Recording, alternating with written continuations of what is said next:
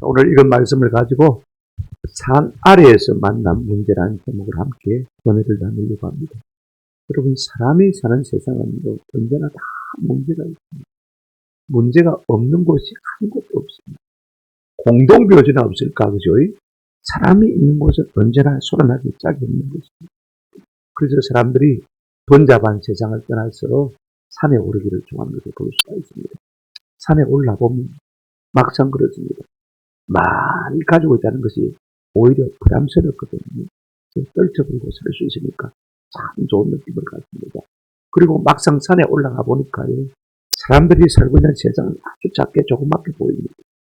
땅에 있을 때는 내 문제가 커 보이는데 산에 올라가니까 밑에 내려다 보니까 그게 아무것도 아니거든요. 너무 하찮고 작은 것입니다. 일종의 카타르시스를 느끼는 것이죠. 만족을 느끼고 행복을 느끼는 것입니다. 예수님의 제자들도 마찬가지였습니다. 지난 시간에 우리가 생각했습니다만은 산 위에서 주의 영광을 보고 베드로가 뭐라고 했습니까? 여기가 조사오니 천년마다 살고 싶습니다. 그랬습니다.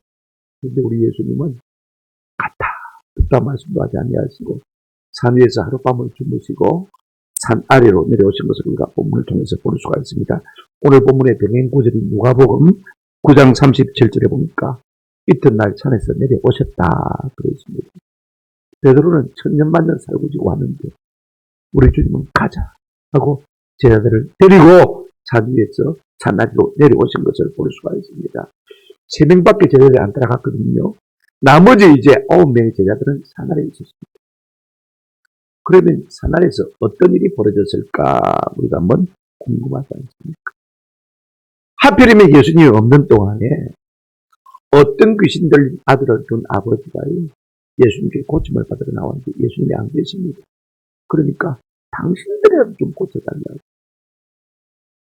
그래 누가복음 9장 1절에 보니까 이미 예수님께서 병 고치는 권세를 주셨거든요. 귀신은 전 권세와 능력을 주셨다고 말씀하셨거든요. 그런데 해보니까 안 되는 거예요. 얼마나 좋습니까? 근데 마침 참 고맙게도 예수님께서 산에서 내려오신 것을 볼 수가 있습니다. 그래 그 문제를 주님께 갖다 드렸더니 우리 주님께서 믿음 없는 세대를 책망하시고 꾸짖으시고 탄식하시고는요, 그 귀신들의 아이를 내게 데려오라. 그리고는 귀신을 책망하고 꾸짖으시니까 귀신이 딱 물어가고 아이가 나무였던 그러한 내용이 오늘 본문에 있는 것을 볼 수가 있습니다. 그래 제자들이 곰곰이 자신들 한번 생각해 봅니다. 아니 예수님은 하시는데 전에는 됐는데 왜 안 됐습니까? 그래서 조용한 시간에 예수님께 물어보았습니다. 그랬더니 예수님께서 문제가 무엇인지 답이 무엇인지를 말씀해주셨습니다. 오늘 이것이 우리가 읽은 본문의 내용이거든요. 이제 이 말씀이 무엇을 구체적으로 의미하는지, 그죠? 우리에게 어떤 은혜와 도전을 주는지 하나씩 생각하면서 우리가 은혜를 받고 이 마지막 세대에 우리가 어떻게 살아야 될지 마음에 결단하는 은혜가 있기를 주님의 이름으로 축원합니다.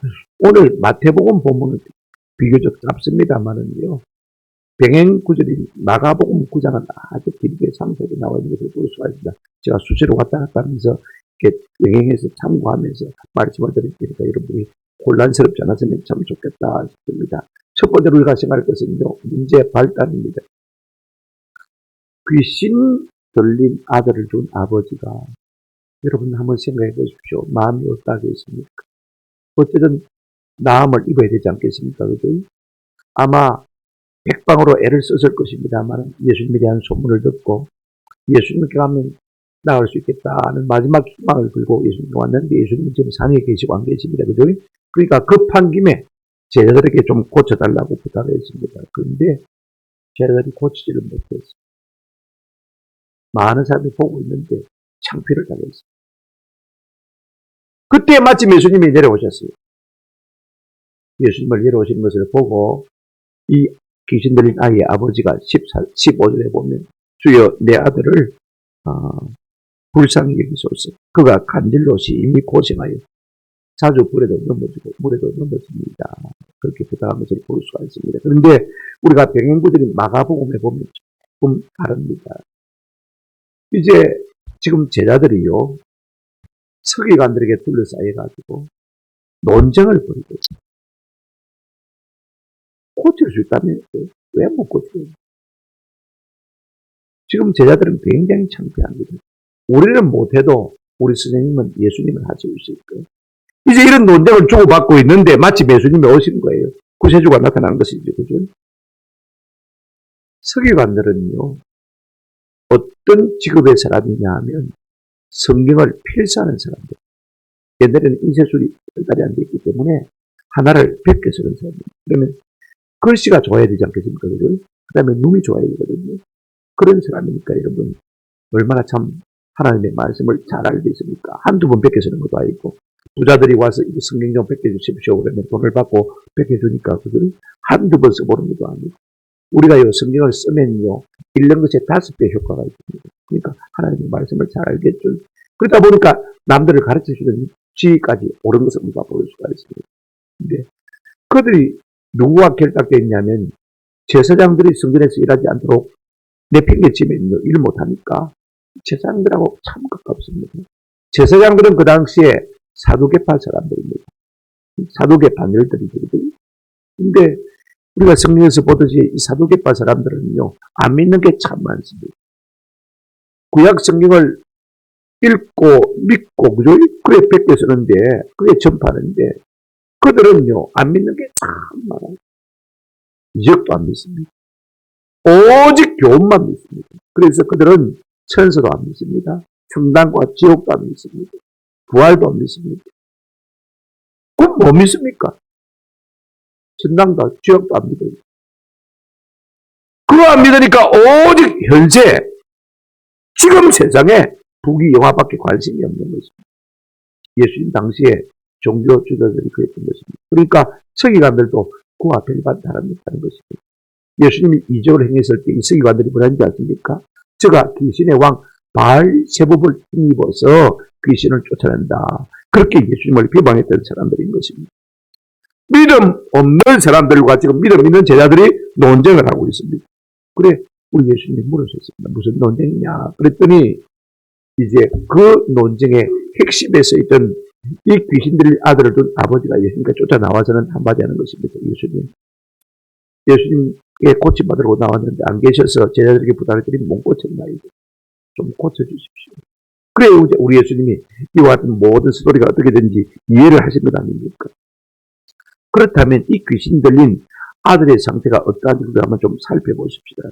14절에 보시기 바랍니다. 주여 내 아들을 불쌍히 여기소서. 그가 간질로 심히 고생하여 자주 불에도 넘어지며 물에도 넘어지는지라 그랬습니다. 뭘로 고생한다고 했습니까? 간질로. 제가 중학교 2학년 때 처음 간질병 환자를 접해봤습니다. 제 뒤에 앉은 친구인데 제가 마지막에 두 번째 칸에 앉았으니까 제일 마지막에 앉은 친구가요, 제 책상을 갖다가 의자를 갖다가 막 발로 탁 차버리고 뒤로 나자빠져버려요. 수업 시간인데 제가 깜짝 놀랐습니다. 보니까요, 거품 물고 몸이 까베기처럼 꼬여있는데 막 고통 가운데 막 짐승처럼 울부짖더라고요. 내가 어쩔 줄 몰라가지고 내 때문에 그랬나 싶어가지고 어쩔 줄 몰랐는데 선생님이 오시더니 보고는 조금 떨어지라. 뒤로 이렇게 바로 눕히라. 그래, 바로 눕히고 조금 더라고 그러더라고요. 한 15분 정도 지나고 나니까 아무 일 없다는 듯이 일어나서 공부하더라고요. 그래 나중에 내가 수업 마치고 물어봤습니다. 무슨 일이고 했더니 제가 병이 좀 있다고 그러더라고요. 그게 이제 간질병인지 제가 처음 경험해요. 오늘 본문을 간질병이라 그렇게 말하고 있지만은요, 병행구절인 마가복음과 누가복음에 보기에는 귀신이 들린 사람이다. 그렇게 말하고 있는 것을 볼 수가 있습니다. 우리 예수님은 귀신이 들려가지고 말도 못하고 듣지도 못한다. 그렇게 말한 것을 볼 수가 있습니다. 그런가 하면 누가복음에 보게 되어지면 이 아들은요, 외아들입니다. 아버지가 그렇게 고백했거든요. 한번 생각해 보십시오. 아들 하나밖에 없는데 그 아들이 귀신에 잡혀가지고 이런 심한 질병을 어릴 때부터 알아온다고 생각하면요, 아들 자신도 얼마나 힘들었겠습니까? 언제부터 그렇게 됐냐? 어릴 때부터 그렇게 되었다. 그래서 자주 불과 물에도 뛰어들었다 그러는데, 여러분 성경에 보니까 마가복음과 누가복음은 귀신에 들려가지고 귀신이 서로 잡으니까요, 물도 불도 막 뛰어드는 거예요. 그러니 얼마나 많이 상했겠습니까? 아니, 우리가 아버지 입장에서 한번 생각해 보죠. 하나밖에 없는 아들이 그와 같은 상황 속에서 어릴 때부터 수년 동안 지금 이와 같은 고통 가운데 있다면요, 아버지도 이미 폐인이답니다. 폐인이 된 것이라 조금 더 다를 바가 없는 것입니다. 이런 부모의 심정이 그렇지 않습니까? 차라리 자식이 아픈 것보다 내가 아픈 게 낫지. 네가 이 고통을 당하면요, 부모들로서는 견딜 수가 없는 것입니다. 눈 뜨고 보기 힘든 것입니다. 그러니까 이 아이 때문에 그 가족이 다 힘든 시간을 보냈을 것입니다. 아들을 고칠 수만 있다면 무엇인지 하고 싶은, 지푸라기라도 붙들고 싶은 심정 아니겠습니까? 아마 백방으로 용하다는 의원들은 다 찾아보았을 것입니다. 근데 고침을 받지 못했습니다. 그래 마지막 예수님에 대한 소문을 듣고 예수님께 왔더니 안 계시고 제자들에게 고쳐달라고 했더니 뭐 했습니까? 제자들이 고치지 못했습니다. 여러분 성경 한번 보시면 본문 16절에 보시면 내가 주의 제자들에게 데리고 왔으나 능히 마더이다 고치지 못하더이다. 무슨 말입니까? 마음 한구석에 좌절과 실망감이 남아있다는 것입니다. 한번 생각해 보십시오. 여태까지 많이 낙심했는데 예수님의 제자에게까지 와서 마음에 낙심을 당했습니다. 얼마나 힘이 들겠습니까? 그러다 보니까 자연히 예수님에 대한 믿음도 부족합니다. 소문을 많이 들었지만은요. 그래서 우리가 본문에는 안 나와 있지만 마가복음 9장 22절에 보면 그 아버지가 예수님께 부탁을 하는데 자신이 없습니다. 뭐라고 말하냐면요. 무엇을 하실 수 있거든. 무엇을 하실 수 있거든. 우리를 좀 불쌍히 여기서 도와주십시오. 하도 마음에 낙심이 많이 돼가지고 이와 같은 말씀을 한 것을 우리가 볼 수가 있습니다만 사람이 누구나 오랜 고뇌 가운데 있게 되어지면 희망도 믿음도 소망도 사그라드는 것을 볼 수가 있습니다. 이것이 일입니다.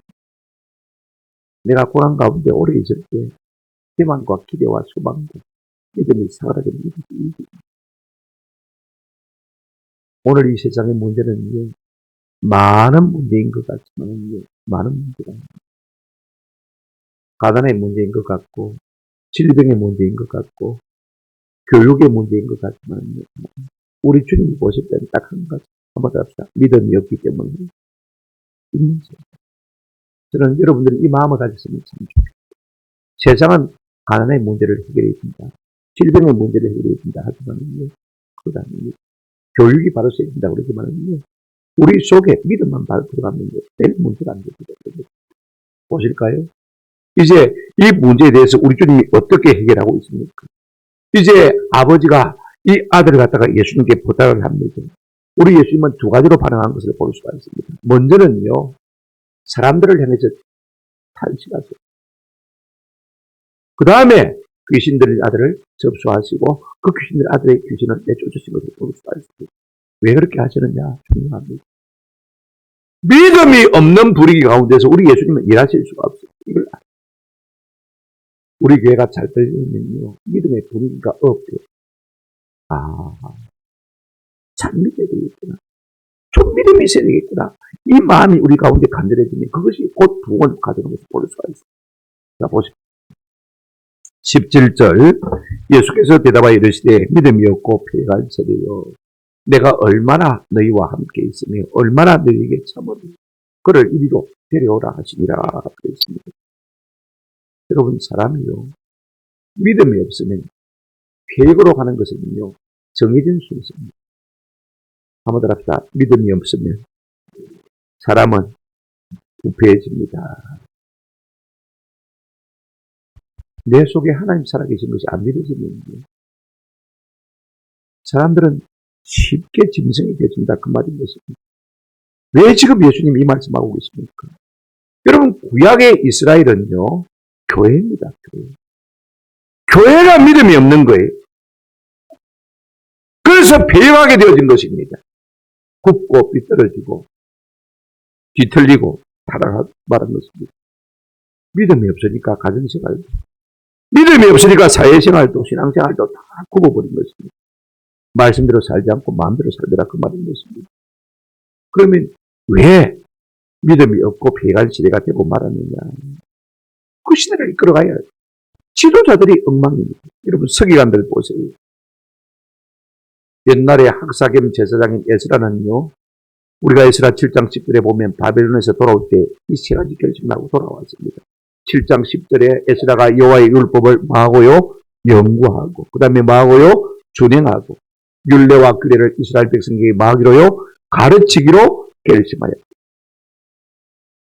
지도자가 이렇게 결심하니까 그 썩어 문드러진 이제는 소생 가능성이 없는 나라가 회복이 되지 않습니까?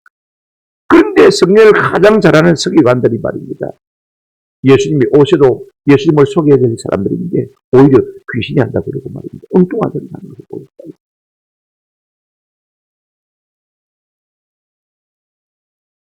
이거 우리가 아시죠? 그러니까 세대가 점점 믿음 없는 세대가 되어지고 믿음 없는 세대가 되다 보니까 점점 폐간 세대가 되고 마는 것을 볼 수가 있습니다. 오늘 우리 한국 교회 문제도 별반 다르지 않다고 생각합니다. 믿음이 자꾸 사그라지가니까 믿음의 덕불이 꺼져가니까 자꾸 어둠이 몰려오고 교회 안도 세상과 조금 더 다르게 되어진 것을 볼 수가 있습니다. 뭐냐? 차려입고 예배당에 나오니까 거룩한 것 같지만은요, 삶은 별반 세상과 딸박 하나 생각하고 행동하고 말하는 거 보면요, 다 똑같아요. 왜 그렇습니까? 믿음이 없으니까 그럴 수밖에 없는 것입니다. 그래서 우리 주님은 이 믿음 없음을 탄식하십니다. 그 사람들의 마음속에 내가 믿어야 하구나. 그런 분위기를 만드신 다음에 그 다음에 우리 주님 일하시는 것을 볼 수가 있습니다. 17절 그래서 데려오라 그랬습니다. 꾸짖으시고 책망하시고 탄식하고 그 아이를 데려오라고 했습니다. 18절 보실까요? 이에 예수께서 꾸짖으시니 귀신이 나가고 아이가 그때부터 만이라 나으니라 그랬습니다. 아주 간단하게 한 절만에 다 쓰고 있습니다만은 병행구절인 마가복음 9장을 보게 되면요 아주 길게 이 수들을 상세하게 말하고 있는 것을 볼 수가 있습니다. 다 읽을 수가 없고 오는데 귀신 들린 귀신이 말입니다. 예수님을 보자마자 아이로 하여금 발악을 하게 만드는 것을 볼 수가 있습니다. 그러니까 아이 아버지가 또 귀신 들려가지고 발악하는 것을 보면서 불쌍한 마음이 들어가지고 어쩔 줄 몰라 합니다. 예수님 할 수 있거든 좀 어떻게 해봐 주십시오. 그러니까 예수님께서 그 아버지를 나무라 고쳐주신 것이거든요. 할 수 있거든이 무슨 말이냐? 믿는 자에게는 넘지 못함이 없는. 네가 믿음부터 가져라. 그랬더니 이 아버지가 깨닫고는요. 내가 믿나이다. 나의 믿음 없음을 불쌍히 여겨 주옵소서. 그랬더니 그때서야 우리 예수님께서 아이의 몸에 손을 대시는 것을 볼 수가 있습니다. 그래서 말 못하고 못 듣게 하는 귀신아 내가 네게 명령하노니 나가고 다시는 오지 말자. 명령하시니까 아이가 다시 한번 죽은 자같이 되었습니다. 그럼에도 불구하고 우리 예수님 손을 잡아 이렇게 하시니 아이가 정상으로 돌았다. 이렇게 길게 기술하고 있는 것을 우리가 볼 수가 있습니다. 중요한 것은 이것입니다. 우리가 귀신 들린 사람을 고칠 때 말입니다.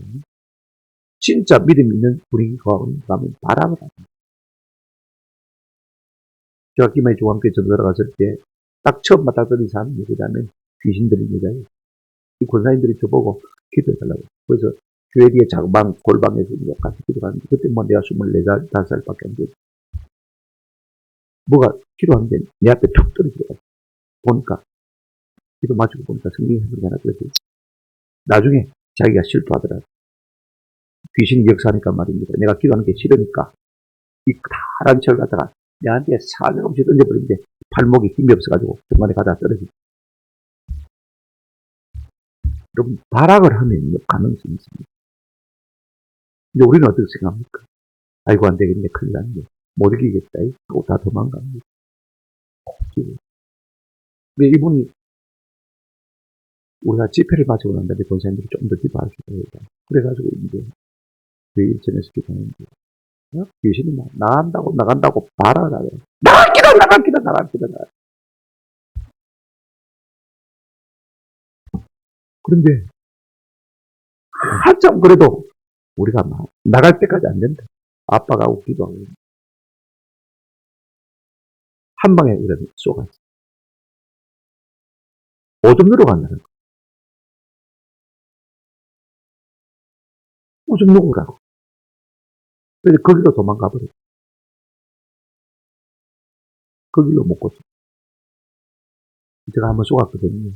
우리 교회 집사님 한번 가본데 귀신이 들려가지고 우리가 기도할 때 오줌 싸라고 그랬었죠. 제가 지하에서. 그 오줌 싸버려. 그리고 깨끗하게 나. 한번 실패를 했거든요. 여러분, 믿는 사람을 만나면 귀신은 발악하게 되는데, 그때 우리가 넘어가면 안 됩니다. 아시겠죠? 그러니까 그때, 이게 이제 진상이 드러났구나. 그죠? 그렇게 믿으시고요. 여기에 귀신은 죽은 조상의 영 아닙니다. 악한 사단 마귀를 말하는 것입니다. 우리 인간을 괴롭히고 못되게 하는 악한 영을 말하는 것입니다. 그래 예수님이 다시 그를 불렀습니다. 그러니까 또 발악을 하시거든. 귀신은 발악을 합니다. 중요한 것은 우리가 원리를 좀 깨달을 필요가 있습니다. 우리 예수님께서 그 귀신들 나이를 데려오라 하시고, 이제 귀신을 향해서 명령하셨습니다. 어떤 사람을 명령하는 게 아닙니다. 그죠? 귀신을 한번 따릅시다. 꾸짖어지고. 성경에 보면 귀신은 앞에 탁 붙는 수식어가 항상 따라오는 수식어가 있습니다. 21번 시작한 게 그렇게 나오고 있습니다. 한번 따릅시다. 더러운 귀신아. 성경은 항상 귀신을 더럽다고 말하고 있습니다. 추악, 사악, 더러운 귀신. 성경에 막 수없이 귀신자만 넣으면 더러운 딱 앞에 붙어있어요. 공식입니다. 그러므로 어떻게 해야 됩니까? 더러운 귀신은 꾸짖어야지. 나가줄래? 이러면. 그죠? 뭐라 해? 사람을 보고 뭐라는 거 아닙니까? 그 속에 들어있는 귀신을 보고 뭐라는 거예요. 그 다음에 두 번째가 뭐냐면 중요한 거. 우리가 방법을 봐요. 예수님에게서. 뭐라고 했습니까? 한번 따라합시다. 나가라. 명령하시. 나가라고 명령해. 나가줄래? 안 나갈 기가 이래서 안 된다. 나갈지요. 그죠? 명령. 오래 귀신 들린 사람들은 한두 번 명령해서 안 나갑니다만, 귀신 들린 지 얼마 안 되는 사람은 금방 나가요. 둘러 서서 찬송하고 기도하고 예수로 명령하면요. 나가요. 제가 군인들 있을 때, 한 여자분이 귀신이 들어서 남편하고 싸우가지고, 얼마나 여자가 기가 세는지 공부할 때 남편이 못 이겨요. 남편은 막 그냥 도망가버리고, 자기는 악에 받쳐가지고. 그래서 전화가 와서 가보니까, 옆에 이제 우리 성도들이 전화를 했더라고요. 가서 가보니까, 침대 코너에, 구석에, 깜깜한데, 불도 꺼놓고, 그것을 도무지 어떻게 할 수가 없어가지고, 교회들이 와서 기도하다가, 교회도 안 되겠다 싶어서, 기도원을 데려가서, 밤 한 12시까지 기도했는데, 그날 해결 다 끝나. 우리 선생님 가운데 한 분은, 언니가 귀신 들려서 요양병원에 입원했는데, 정신병원에 입원했는데, 그 면회 갔다가, 그날 밤에 와갖고는, 그냥 귀신이 타가지고, 새벽 2시에 전화가 왔다. 남편이. 목사님, 귀신 들린 것 같습니다. 교회 데려오세요. 새벽 기도 시간도 아닙니다. 그래, 일찍 바로 왔어요. 새벽 기도 4시, 새벽 기도 시간까지 우리가 함께 기도했더니 깨끗하게 나왔어요. 금방 들린 사람은 금방 났습니다만, 오랜 시간, 그냥 뿌리를 내리고 있는 사람들은 좀 힘들죠. 한 달, 두 달 붙들고 기도해야 하는 거예요. 근데 믿음이 있으면 돼요. 아멘? 근데 오늘날 이 교회가 이걸 그냥 병원에 가고. 그 전에 우리 예수님께서 무엇을 하실 수 있거든 어떻게 좀 해달라고 아버지가 보태줬을 때 그 아버지를 수정해 주는 것을 볼 수가 있습니다. 할 수 있거든이 무슨 말이냐? 믿는 자에게는 넘지 못할 일이 없느니라. 아멘? 네가 믿어야 되지. 달리는 방법이 없는 것이죠. 그랬더니 귀신이 나와서 하나님 어떤 자에게 은혜를 베푸시느냐 이게 참 중요합니다. 한번 더 합시다. 믿는 자에게 믿음이 있으면 하나님께서 은혜를 주시는 것을 볼 수가 있습니다. 제자들이 고치지 못한 것은 믿음이 적어서 그렇습니다. 믿음으로 말미암아 우리 주님은 역사하시는 것이지. 내가 존귀하다고, 내가 돈 많이 가졌다고 그거 보고 역사합니다. 우리 예수님은 어떤 분에게서는 일하지 않았느냐면요. 마태복음 13장 58절에 보면 그들이 믿지 않음으로 말미암아 거기서 많은 능력을 행하지 않나요? 우리 주님은 능력을 낭비하시는 분이 아닙니다. 믿음의 분위기 속에서 역사하시는 분입니다. 아멘. 우리 가운데 믿음의 분위기가 있으면요. 참 안타까운 일들이 많습니다. 지난 열흘간에 3번 돌아가셨지 않습니까? 좀 더 살아도 될 수 있는 분들인데 참 마음이 아프다. 믿음이 있으면 우리가 살릴 수 있습니다. 그런 믿음이 없습니다. 하나님은 기적을 아끼십니다. 아무에게나 기적을 베풀지 않습니다. 한번 따라합시다. 믿음이 있을 때. 이게 참 중요해요. 세 번째로 우리가 생각할 것은요. 문제의 원인이 뭐냐 하는 것을 좀 생각해 보십시오. 예수님은 고치시고, 그죠? 제자들은 못 고쳤습니다. 초대교회는 귀신을 쫓아내는데 왜 현대교회는 못하느냐? 초대교회는 능력이 있었는데 지금 현대교회는 왜 의와 같은 능력이 없느냐?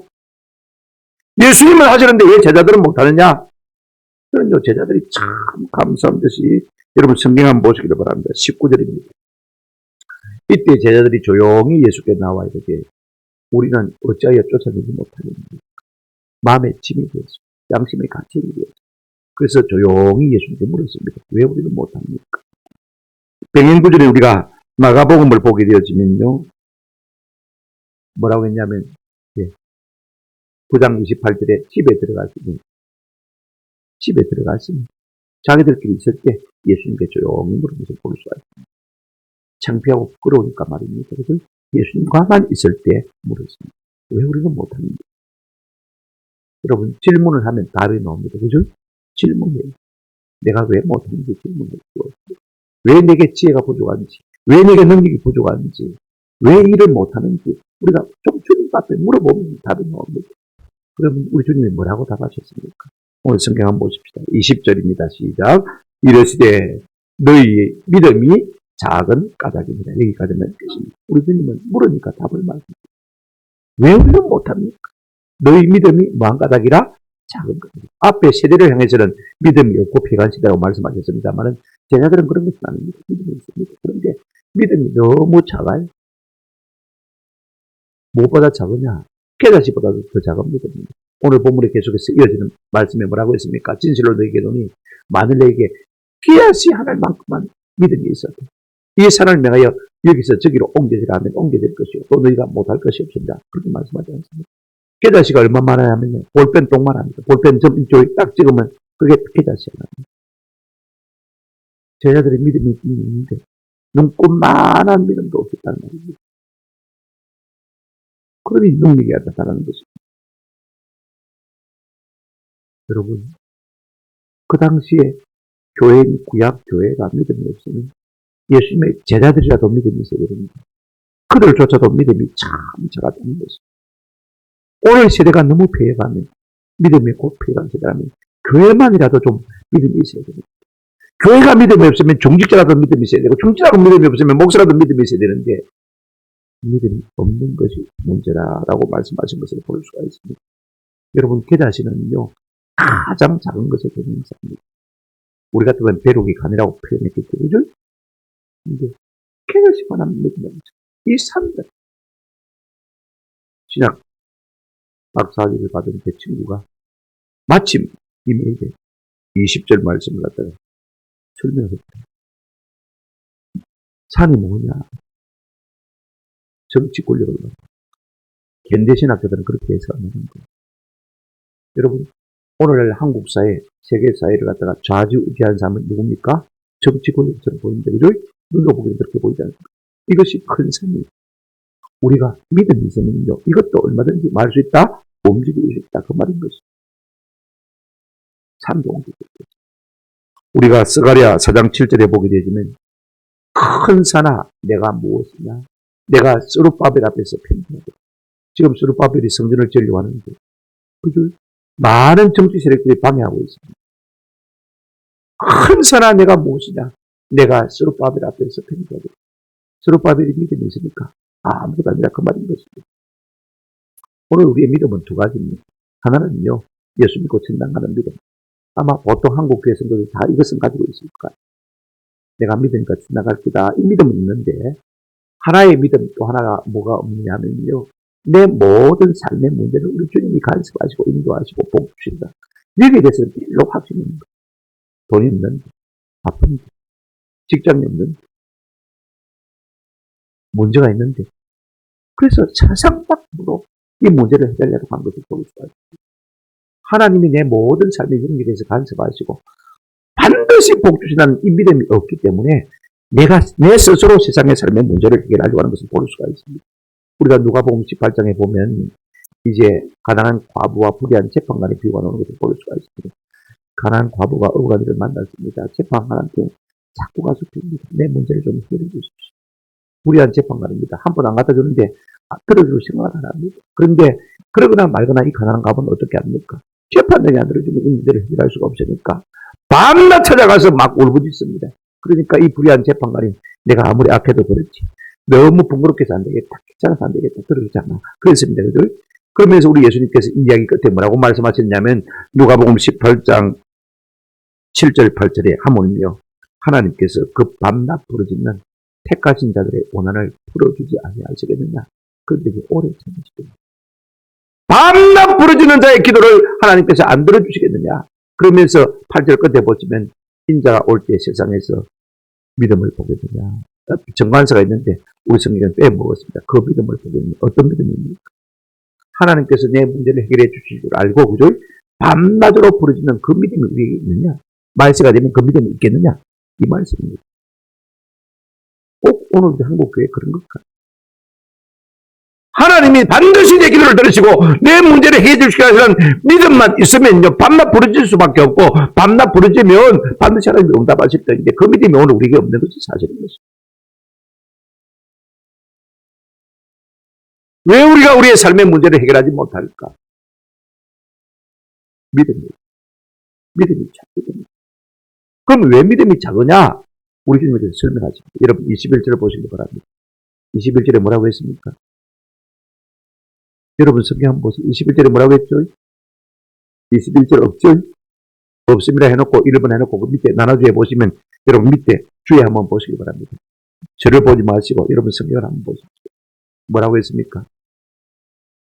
예, 어떤 사본의 21절 기도와 금식이 아니면 이런 유가 나가지 아니하는 자가 있었습니다. 성경은 옛날에 인쇄가 아니고 100개 썼습니다. 근데 100개 쓰다 보면 빠뜨릴 수도 있고 틀리게 쓸 수도 있고 잘못할 수도 있습니다. 그런데 21절을 어떤 사본은 빠뜨리고 어떤 사본은 있더라 그 말인 거죠. 그런데 병행구절을 우리가 찾아보시면 쉽게 이해할 수가 있습니다. 마가복음 보시기 바랍니다. 9장 29절 같이 한번 읽어보실까요? 믿음이 작은 영혼이라 까닭이라고 말씀해놓고 우리 예수님께서 이렇게 말씀하셨습니다. 같이 읽었습니다. 시작. 이러시되 기도 외에는 다른 것으로는 이런 종류가 나갈 수 없느니라. 기도 외에는 안 된다는 거죠. 여러분 성경은요. 믿음과 기도를 병행하고 있습니다.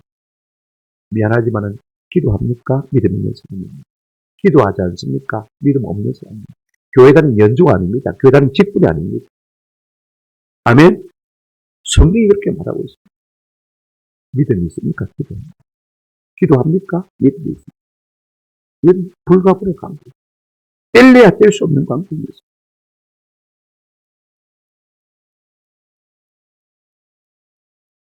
왜 이 믿음이 없느냐? 기도하지 않기 때문에 믿음이 없다라고 말씀하고 있는 것을 볼 수가 있습니다. 그렇습니다. 오늘 세상도요. 기도하지 않기 때문에 믿음이 없고 패배한 세상입니다. 그런데 교회마저도 믿음이 작아요. 왜 그렇습니까? 많은 사람이 예수 믿는다고 하지만 기도하지 않거든요. 우리가 기도하면 달라져요. 기도하면 큰 산에 도전하고 싶은 마음이 있습니다. 어떤 목사님이 우리 교회 송무영 스님한테 와보고는 이 뒤에 뭡니까? 이 화면이 이게 다 못 긁어진다. 저 목사 어느 교회 가니까 2천만 하니까 이보다 큰 화면 텔레비 잘 해놨던데 한번 이거에서 한번 쉐어 해봐요. 뭐 우리 교회가 2천만 원 돈이 있습니까? 진짜 기도하고 있는데 제 마음속에 네가 광고만 해라. 한 사람이 할 기다. 그런 마음이 자꾸 들어요. 오늘 설교 시간을 통해서 비로소 이야기합니다만 여러분 기도하면요 어떤 생각이 드느냐면 그런 생각이 듭니다. 자꾸 담대함이 있어요. 큰 산들에 도전해보고 싶은 마음이 생기는 것입니다. 기도해야 하나님의 능력이 내 속에 스며드는 것입니다. 기도해야 감이 커지는 것입니다. 해보자, 할 수 있다 하는 마음이 자꾸 생기는 것입니다. 이것이 믿음. 기도하지 않으면요. 아이가 쓸데없는 소리 하지 마라. 안 된다. 못하지. 안 되는 거지. 생각도 하지 마라. 그럽니다. 그죠? 근데 기도하면요. 그 영적인 간이, 담력이 커지는 것을 볼 수가 있습니다. 그럴 때 교회가 역사가 되는 것이죠. 여러분, 기도하는 사람들은요, 어떤 사람이 문제가 있으면 붙어서 한번 이겨보고 싶은 생각이 듭니다. 누가 보다 가는 김집사가 열심히 내가 되었다면 한번 기도해보자. 네가 이기나 내가 이기나. 그런 마음이 있습니다. 기도할 때 자꾸 이런 것들이 우리 가운데 생겨나는 것인데, 기도가 없으면요, 죽을 때가 있으면 의사하는 거면 할 수 없습니다. 그러고 마는 거죠.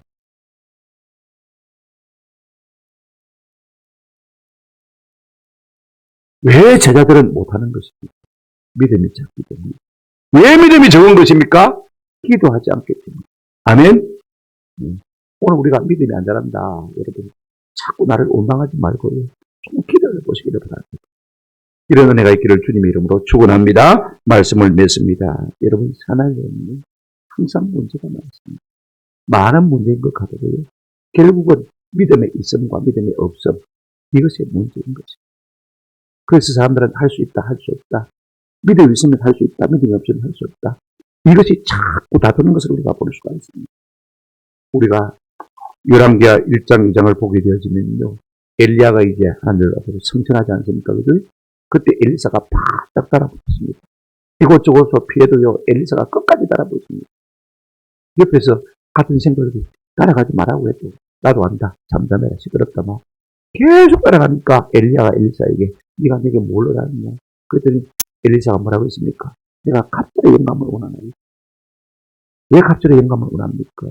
내가 당신보다 위대한 시대가 되고 싶었습니까? 아닙니다. 엘리야 씨도 악했지만 당신이 죽고 나면 세상이 더 악해지기 때문에 더 믿음이 없기 때문에 더 폐해간 시대가 될 수밖에 없기 때문에 더 큰 능력이 내게 필요하다는 것입니다. 그래서 내게 더 큰 능력이 그랬더니 갑절로 그에게 능력이 임한 것을 볼 수가 있습니다. 우리가 열왕기하를 열심히 살펴보시면요. 이 엘리사가 엘리야보다 기적을 2배 더 많이 합니다. 기적의 정도도 2배가 더 큽니다. 하나님께서 딱 값을 2배 주셨어요. 왜 그렇게 하셨습니까?